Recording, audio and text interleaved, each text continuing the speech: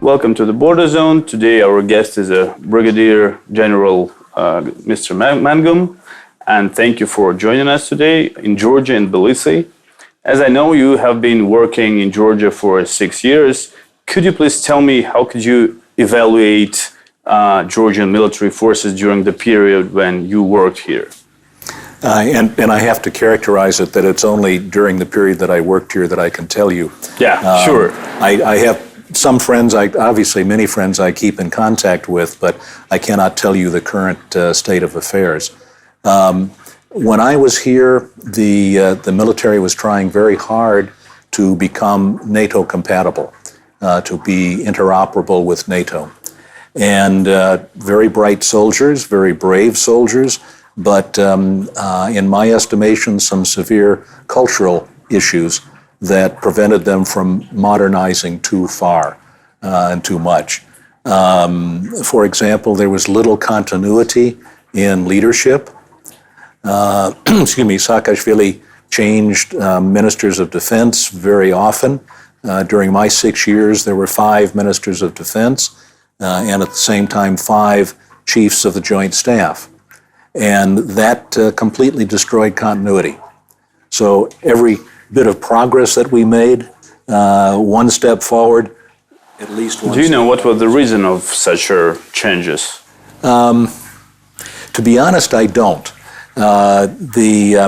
What I have talked to people about is that Saakashvili simply wanted to change things. He didn't like anything to stay stable. And not in a bad way. He wanted to have more progress. So you're not progressing? Okay, you're gone. I will get somebody else. Understood. And during that period, you were here during the war, 2008. Yes. What did you see and how did you just understand what was going on in Georgia? Georgia-Russia war? Well, to begin with, the United States had no advance notice of Georgia's movement into Tskhinvali. I know. And we continued to tell Georgia, do not take any action to provoke a conflict with Russia. There's arguments left and right as to whether Misha had a choice, or when he saw troops starting to move, Russian troops starting to move through the Roki Tunnel, whether he felt he had no option but to attack.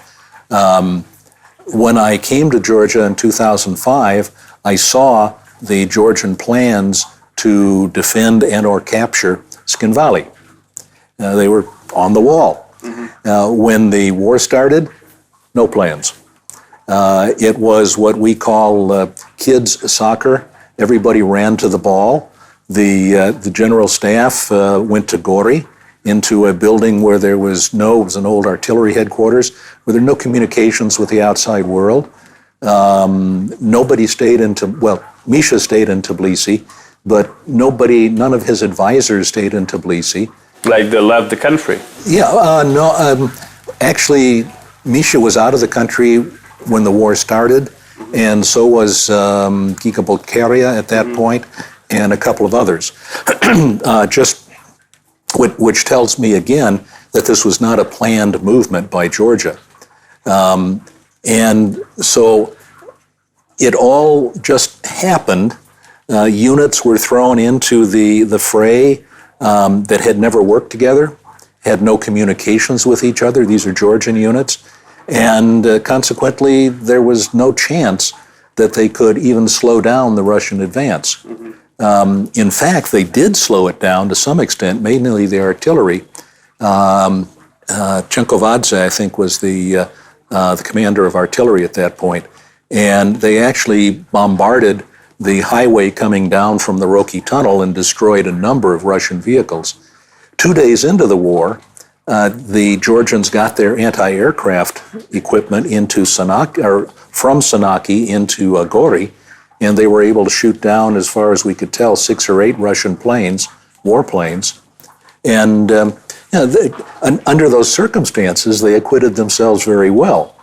But it was not a situation where they could seriously slow down the Russian advance.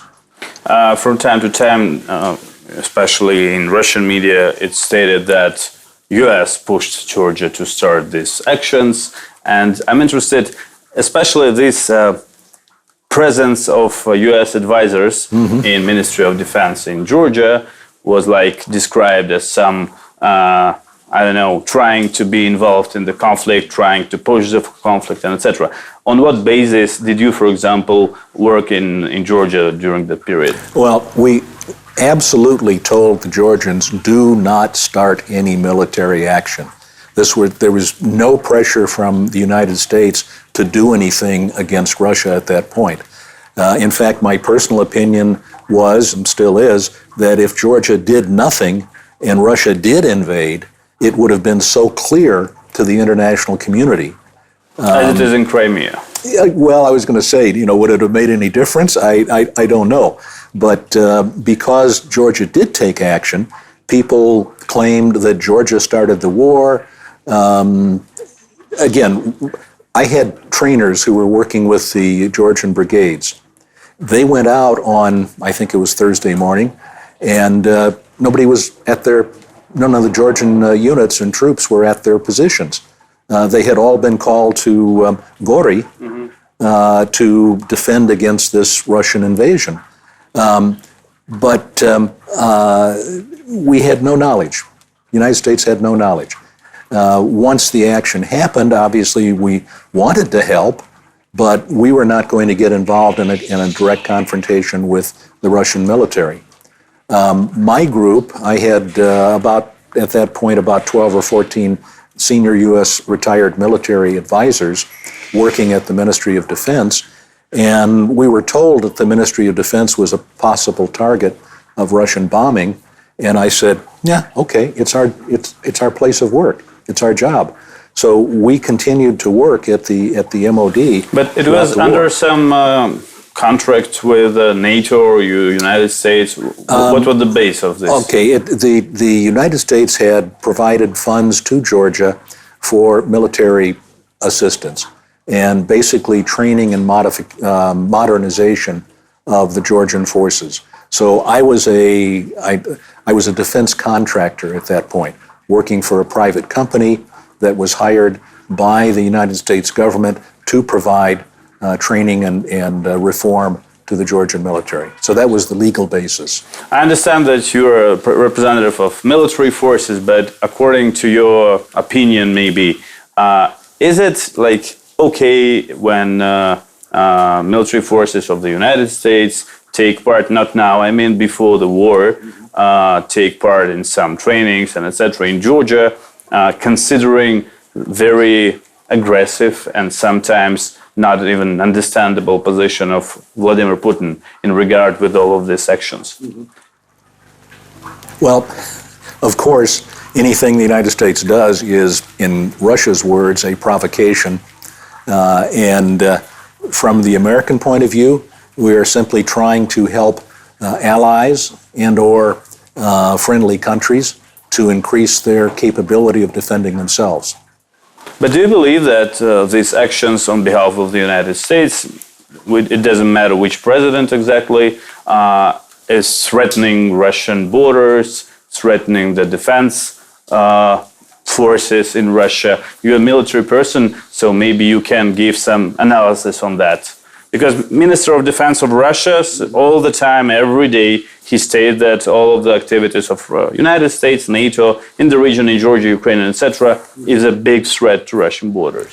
Well, I remember a poll from several years ago that, according to the Russian people, their biggest threats were the United States, NATO, and Georgia. Now, excuse me, Georgia is, less than 4 million people? This little country, and it's a threat to Russia? I don't think so. Maybe if United States and NATO will be here all together, that's why they say that Georgia is a threat as well. Well, it's interesting. I mean, there's all sorts of psychology. The biggest threat in the world today is terrorism. And if I were Russia, and of course I'm not, I would say, wouldn't it be wonderful to have a stable government in Georgia and all of the border states that would help fight against terrorism? But they have stable government already for, 20 years. Do you think it helps somehow? It's very stable. Where? In Russia. Oh, in Russia, yeah. Yeah, that's fine. But is it good? This stable government in Russia, is it good for Russia, for other countries? I'm not Russia, and I can't tell. I'm just interested in your own opinion. I think you read some media. Certainly stable government in any country is better than chaos. And whether I like the current Russian government and its positions or not, I would rather have a government that's stable that I could deal with and understand rather than chaos. Do you understand current Russian government? You personally? When I was in college, I read everything that Dostoevsky had written that was translated into English at that time. I think I had some idea of the Russian psyche at that point, and it's a very different psyche from the West. Mother Russia is to be protected at all costs, and the rest of the world is an enemy to Russia. That's again, that's my interpretation as a foreigner of the Russian psyche. So they look at the rest of the world and they say they're all against us. Are you against them? No, not at all. Do you, for example, Secretary of Defense of the United States and American presidents, they say that Russia is one of the threats to the United States and democracy and liberal values and etc., etc. As a military representative, do you consider Russian government or military forces as a threat to some, values, countries, United States? I don't see them as a threat to the United States. In fact, the Georgia-Russian War was, from my perspective, an embarrassment to the Russian military. Why? Because, for example, the pilots were all using Russian SIM cards to communicate with each other. I'm sorry, Georgian SIM cards to communicate with each other. Most of the pilots were inebriated, intoxicated when they flew into Georgia. I understand Putin had to return personally to the area to convince the pilots that they should continue flying into Georgia because there were so many Russian planes shot down during the war, which you never hear about. There was no coordination of Russian forces. Russia won because they had overwhelming power. They didn't win because they had any clear strategy that defeated the Georgian military. So, to me, I don't see them as a military threat to the United States at all. The only thing Russia has, sorry to say, today is nuclear weapons. If they had no nuclear weapons, I don't think anybody would pay attention to them. Understood. Now you spend in Georgia many time. Do you have any just contracts here, or you're just a visitor, tourist? Actually, at this point in time, I am completing my studies for a PhD at Uni University. So I come back and I do a lot of research. How do you like the country now? I mean, do you see any developments, any movement? I'm reluctant to say because, again, I'm a foreigner. I come here for a few weeks a year. Of course, I talk to people. I listen and read the Georgian news that's in English. I think it's a very difficult time for Georgia. I think that there's been a lot of political changes that people don't understand. Has it produced a better society for Georgia? I don't know. Again, I'm an outsider. I can only look from the outside and say things seem to be more confused than they were before. A lot of people don't like Saakashvili. I'm not a supporter or a detractor. He did some wonderful things for Georgia. He brought, in my opinion, Georgia into the 21st century from the 18th century where it was before. But I don't know. I don't know. You spent six years here when Misha was in charge. Let's say like this. Did you see that Georgia was like moving to some democracy or some development during that period? Or some people who criticize Saakashvili, they say that it was like not in a democratic way, lots of illegal acts. were made during that period. How would you evaluate it? From my foreign position. Yeah, but you lived here for 6 years. Yeah, but I didn't always understand what was going on, even though I lived here. My opinion is that, as I just said, Misha moved Georgia from the 18th century into the 21st century. He increased liberal democracy in Georgia. Was it perfect? No, it's not perfect in the United States. So what you can do to increase democracy, I think he did. Cultural issues that prevent democracy from taking hold, tribal attributes of the Georgian society that prevent total unification. These are all issues that he couldn't do anything about. But in terms of one simple example, where he fired all of the traffic police, as I understand it, happened just before I was here. Understand it happened in like one day. He fired 30,000 policemen. Yeah, people were very angry. And then started to build them back up, training. And before, what were they called? Gaia, I think? Gaia, yeah. Yeah, and they would always stop people for money, a little bit of lari and so on. After he did this, the police were one of the most trusted agencies. It is still in Georgia. Now like this. Yeah, so I mean that is to me a tremendous movement forward. If it returned to Shevardnadze period, I don't know what the Georgian people would do. I think the same as they did in 2003. My last question, let's get back to the Russia-Georgia war period. During that period, did you, according to your knowledge or opinion, do you think that Russian military forces were going to go to Tbilisi? Well, one of the reasons that I continued to bring my people to the Ministry of Defense was hopefully to prevent that very action. And subsequently, I have learned from friends who talked to Russian officers at that point, they knew there was an American general working in Tbilisi. They knew there were American colonels and lieutenant colonels working in Tbilisi. So I pat myself on the back a little bit and say maybe we helped prevent Russian movement into Tbilisi. Yeah, there is a big argument about this, whether this, maybe I think you remember, humanitarian assistance that was provided by the United States became like... Lots of water. Yeah, lots of water, yeah. I have to say that Georgia has lots of water, actually. So this lots of water from the United States was a sign that stopped Russian military actions here. Do you agree with that or not? I would have to be inside the Russian general staff to give you a good answer. I think it helped stop.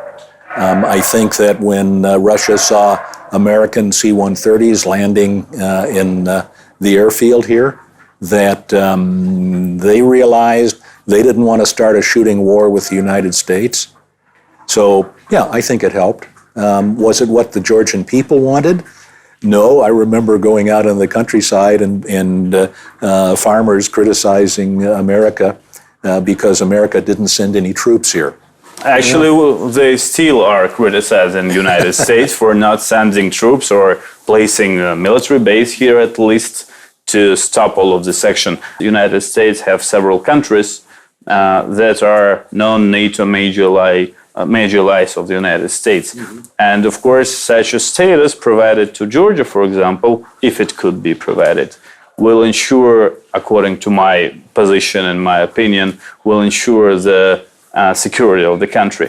Do you believe that Georgia must continue its way to the NATO? And we all understand that maybe someday after 25 years, Georgia will join, or push United States to be closer, or maybe place some military base here? Well, I think a military base here would be wonderful. NATO has already designated Georgia as a place where it wants to train its forces. I think that's a very positive sign. again, you're back into international politics, and the United States doesn't want to start a war with Russia, and Russia doesn't want to start a war with the United States. We don't want any war at all. Yeah, so what can you do to prevent that? And I think the closer that the United States comes to Georgia, the greater the protection of Georgia. At the same time, in the earlier part of your question, I think that Georgia needs to continue to move closer to liberal democracy and closer to Western standards. I mean, I love to tell people who, especially in Europe, who say, "Oh, Georgia, isn't that dangerous?" And I say, "No, yeah, now they still don't know." And I say no, and in fact, Tbilisi is like any European city. Georgia is part of Europe. So I think it needs to continue in that direction. I mean, what's its alternative? To go under the Russians, I was going to say Soviet Union, under the Russians. Russia has terrible infrastructure. Russia has terrible economic problems. Russia has terrible demographic problems. Is that where... Democratic problems. Well, democratic. So, I mean, is that where Georgia wants to be? Is that where anybody wants to be? The question is, what can we do now, what Georgia can do now, today, to ensure its security? Because maybe you know about kidnappings, borderization, and all this stuff going on. Well, of course, kidnappings have always been here. Yeah. Young men used to go kidnap their wives. Another story. Especially in eastern Georgia. Yeah. I think the best thing that Georgia can do is continue its movement toward the West. Even though that angers Russia, I don't think Russia is going to take military action to prevent it. I think they're simply going to sit back and harumph that we don't like it, and continue to say that in every forum. But saying it is fine, as long as they leave Georgia alone. Okay, thanks a lot for joining, thanks a lot for taking part, and thank you for coming to Georgia. Thank you for asking me.